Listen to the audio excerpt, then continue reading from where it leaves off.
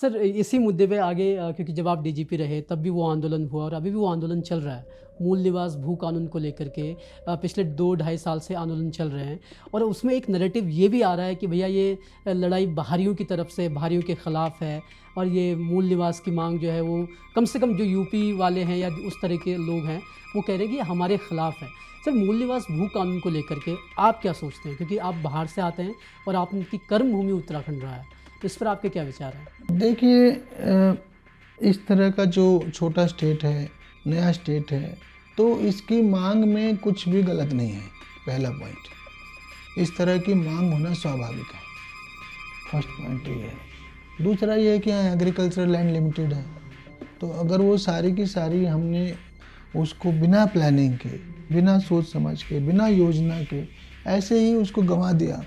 वहाँ पे जैसे मैं जानता हूँ बॉर्डर एरियाज में दुनिया भर की वो स्टील फैक्ट क्या होते हैं, लोहा गलाने वाली वो आ गई हैं, तो पावर अलग कंज्यूम कर रहे हैं, सड़कें अलग तोड़ रहे हैं हमारी, तो उस तरह की ज़रूरत ही नहीं है। ये तो योजना की बात है ना। तो यहाँ तो ऐसा करें जो एनवायरनमेंट फ्रेंडली हो, वेलनेस है, टूरिज्म है, एजुकेशन है, पे इतने सारे फील्ड हैं, है ना। तो मेरे विचार से जो भी योजना बने, जो भी हमारी ज़मीन है लिमिटेड है, क्योंकि 68% तो फॉरेस्ट है, और बाकी पहाड़ कितना उस पर वैसे ही आपको पता है स्लोप पे क्या बनेगा। जोशीमठ का क्या हाल हमने देखा, उसको ओवरलोड भी नहीं कर सकते। तो हमें साइंटिफिक ढंग से भी सोचना है और हमें वैसे भी सोचना है कि जहाँ के लिए जो उपयुक्त है वही हो।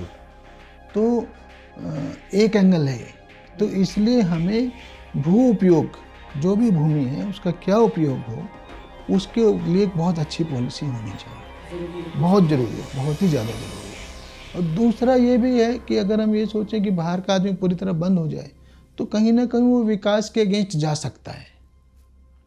एक बात है कि कोई सोच सकता है भी बाहर से पैसे नहीं आएगा तो विकास कैसे होगा। जैसे इन भारत का विकास हो रहा है, बहुत सारा पैसा बाहर की दुनिया से भी आ रहा है ना।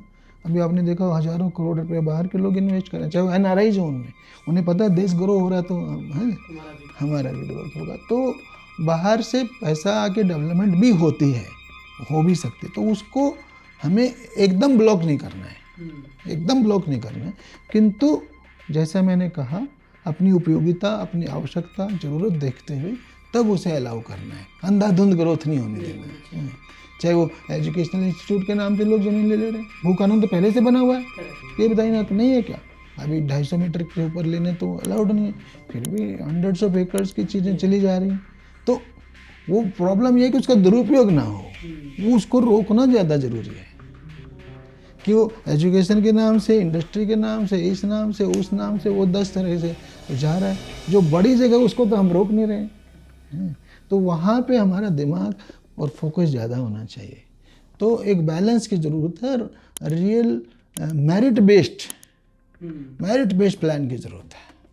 ये मेरे आइडिया, जो पहाड़ के हक में हो। यस, जो पहाड़ के हक में हो, जो स्टेट के हक में हो, कि जो स्टेट के, मैंने दोनों की बात की ना। मैं बता रहा हूँ बॉर्डर एरिया जो हरिद्वार के हैं, दुनिया भर की इस तरह की फैक्ट्रियाँ आगे, मैं उनके घोर खिलाफ हूँ, क्योंकि वो हमारी पावर कंज्यूम कर रहे हैं, हमारी सड़कें तोड़ रहे हैं, इतने बड़े बड़े ट्रॉलर चलते हैं, उनकी क्या ज़रूरत है। हमारे पास तो टूरिज्म में, वेलनेस में, एजुकेशन में, इसी में इतना ज़्यादा स्कोप है कि इसके बियॉन्ड जाने की उत्तराखंड को जरूरत ही नहीं।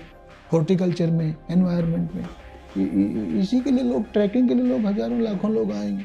आप उनके लिए प्रॉपर वो देना, पार्किंग बनाएं, जगह बनाएं, इको फ्रेंडली बनाएं सब कुछ। ये आपने एकदम बहुत सही बात कही कि आपको संसाधनों का अपने हिसाब से इस्तेमाल करना होगा। पहले प्राथमिकता अपने लोगों को, फिर उस चीज़ को अगर हमें ज़रूरत लग रही है कि बाहर से इन्वेस्टमेंट लेना है तो बहुत सोच समझ के अलाउड हो, मतलब वो ऐसे ब्लाइंडली ना लगा पाए। ऑब्वियसली उसके लिए अनुमति की ज़रूरत है, किंतु अभी तो ब्लाइंड अनुमति भी आराम से हो जा रही है बहुत कुछ। एक्चुअली सर यही बात मूल निवास को लेकर के भी कही जाती है। आपने बहुत अच्छी बात उठाई, जो ज़मीन का मामला आता है। मूल निवास पर क्या बोला जा रहा है कि 1950 से मूल निवासी माने जाएं। अगर आप 1950 से यहाँ रह रहे हैं, जैसे संविधान में कहा गया है, उस चीज़ को यहाँ पे लागू किया जाए, मूल निवास को लागू करने में। सर क्योंकि आप DGP रहे हैं और आप पुलिस में रहे हैं काफ़ी लंबे वक्त, क्या दिक्कतें ऐसी आती हैं कि हम 1950 से इसको लागू नहीं कर पा रहे हैं? ये या मुश्किल है इसको लागू करना, या फिर कुछ पेचीदगियाँ हैं जिनको हम सॉल्व नहीं कर पा रहे हैं? अब देखिए, चूँकि मैं इसकी डिटेल में नहीं गया हूँ, तो मैं एकदम से ऑफ हैंड नहीं बता सकता। और इतना तो श्योर है कि उसको लागू करना आसान भी नहीं होगा। हाँ, कि उसको प्रूव करना भी आसान नहीं होगा। बहुत सारे लोग क्लेम करेंगे मैं तो यहाँ से हूँ, ज़मीन नहीं खरीद पाया, मैं गरीब आदमी था, मैं यहीं का पढ़ा हूँ, ये क्या वो क्या, पर मेरे पास ज़मीन नहीं है, रिकॉर्ड नहीं है दिखाने को। ठीक है ना। तो वो कट ऑफ बनाना तो आसान होता है, पर उसका इम्प्लीमेंटेशन आसान नहीं होगा। मैं तो सच में बताऊं, जो अभी भी जो बना हुआ था कि स्टेट बनने से पहले जिसके पास ज़मीन थी वो यहाँ पे सब कर सकता है ना, ऐसा कुछ है ना रूल।